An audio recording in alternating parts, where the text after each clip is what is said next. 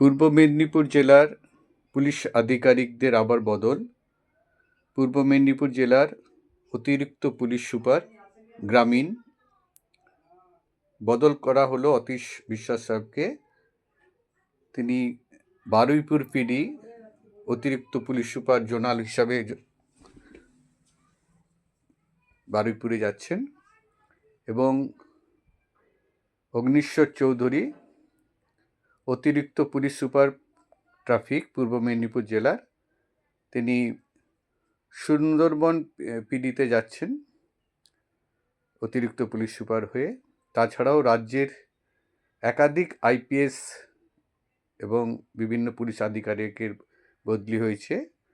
প্রায় 33 জনের মতো পুলিশ আধিকারিকদের আবার বদল করা হলো পূর্ব মেদিনীপুর জেলা সহ রাজ্যের।